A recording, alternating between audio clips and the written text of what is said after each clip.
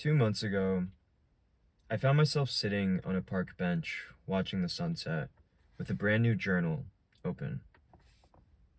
And it was an empty page in front of me, and I sat there for I don't know how long, maybe 30 minutes, maybe an hour, maybe 2 hours. But I sat there and I wrote on just how I was feeling. I was about to graduate from college. I knew a new period of my life was coming, and it was sort of the calm before the storm. And in that calm, I could hear my inner voice louder than ever. I felt extremely in touch, extremely attuned to exactly what I needed and what I wanted in that moment.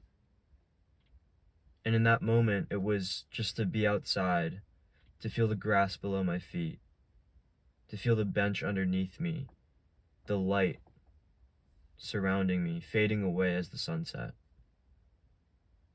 And to be putting pen to paper, describing this experience, describing this almost existential moment that I had of extreme presence, extreme peace, serenity, gratitude, acceptance of what is, acceptance of the uncertainty that would come in my life.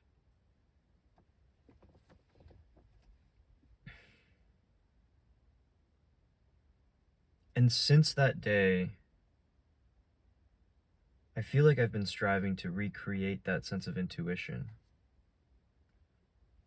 I've been looking for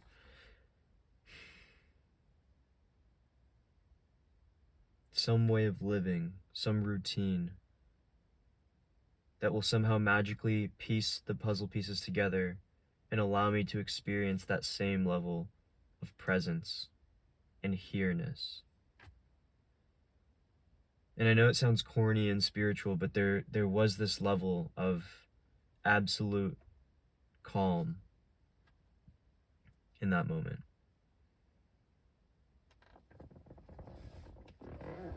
And I realized that all this trying, all this straining, this effort to revert back to that state has stopped me from actually experiencing that intuition, that connectedness with my inner voice.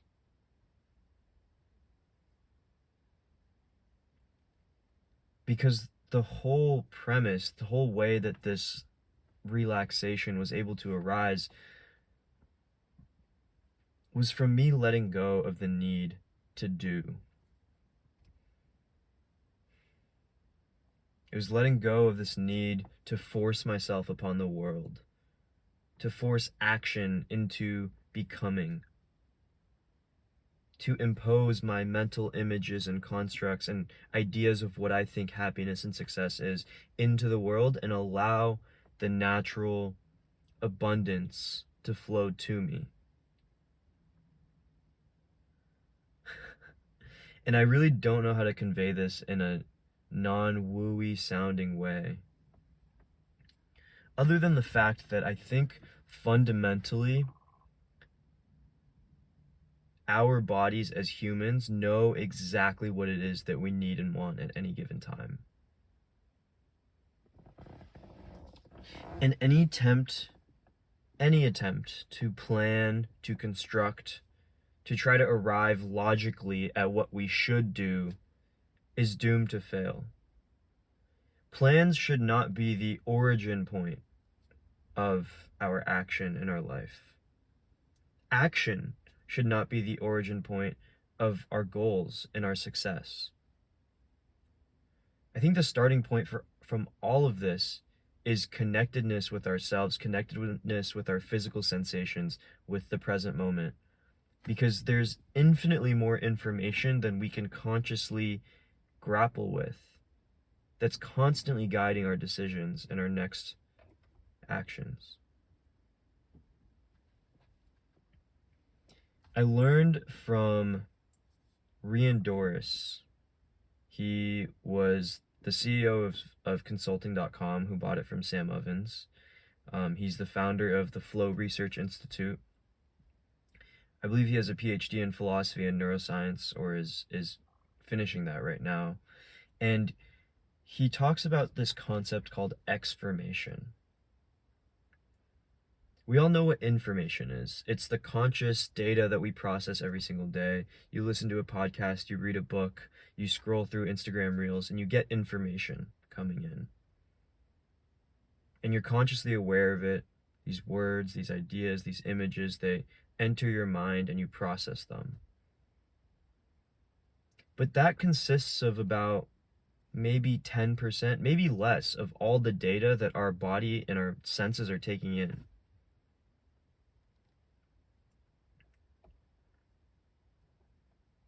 The 90% of it is subconscious data.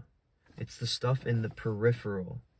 It's the billboard that you didn't look at, but you passed by on the highway, that subtly influences your subconscious. And it doesn't even pass through your conscious filter, because there's so much information that we can't even grasp and handle all of it. But this exformation deeply guides us and informs us in ways that we're not even aware of. And so by actively trying to plan, actively trying to force action and work and do our way, grind our way into success, we miss out on this wealth of unconscious information that our body has, that our mind has, beyond our conscious narrow focus.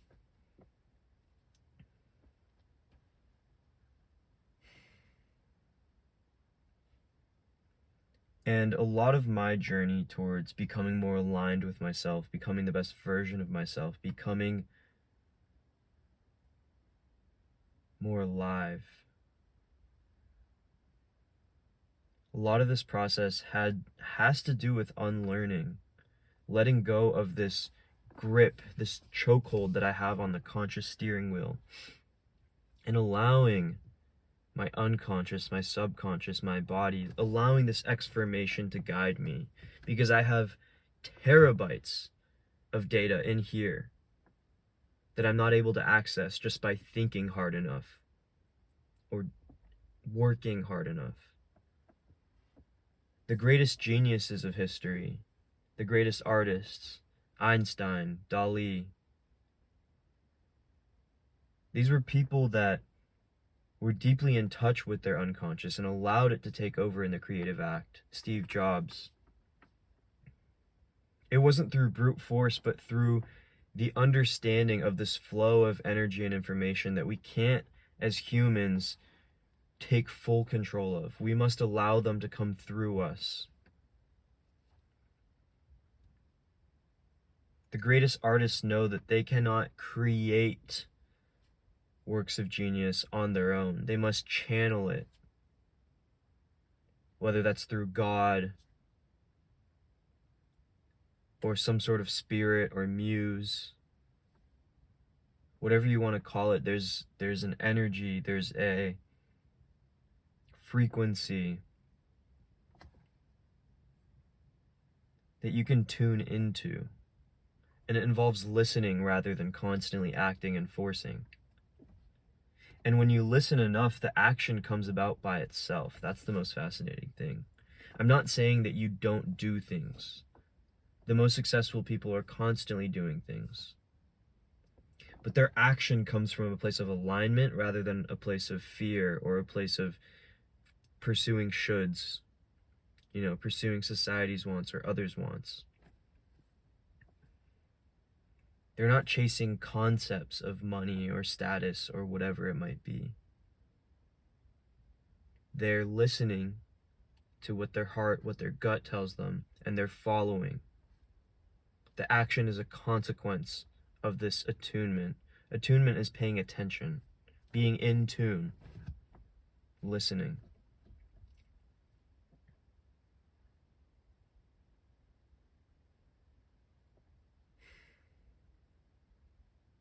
All that's to say as a reminder to myself that I have no power over my life, except where I place my attention. I can try to work my way, force my way into new situations, but the most powerful thing I can do is to direct my attention, direct my intention, what I desire, what I focus on, what I look at, What you focus on expands. If I spend all day thinking about video games and brain rot and gooning, guess what I'm going to do? But if I spend my day thinking about health and fitness and the workout that I want to get done and the people that I want to meet, the philosophy that I want to learn, the values that I want to embody, the more that I think about the things that I care about, the more I'm going to naturally follow and do those things. That's what manifestation is. Manifestation isn't some magical process of thinking something into existence. It's thinking with enough intentionality that you automatically take action. It's thinking about the action. If you don't believe me, just try this. I mean,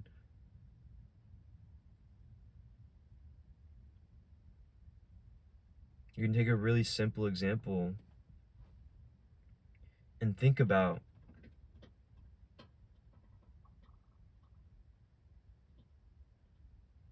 the hell was that? My engine is tweaking in my car. Anyway, a great example is thinking about doing something you want.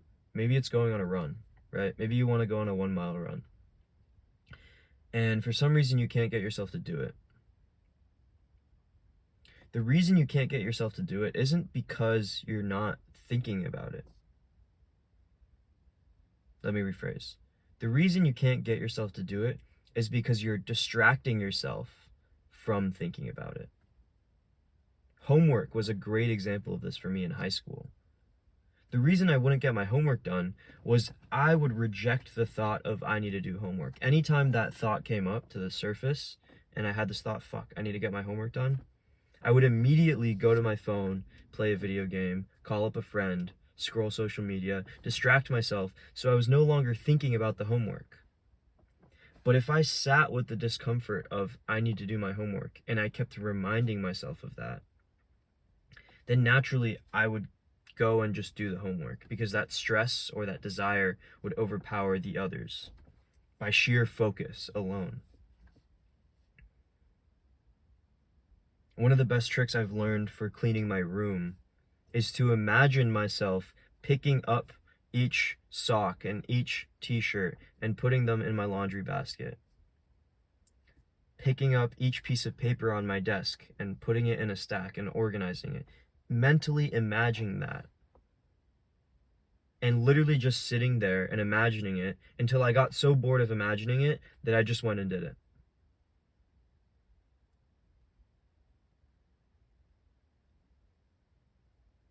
And it's such a simple but powerful tool that you can use. The power of intention, the power of visualization. Because the more deeply and more accurately you can visualize taking the action that's going to build the life that you want,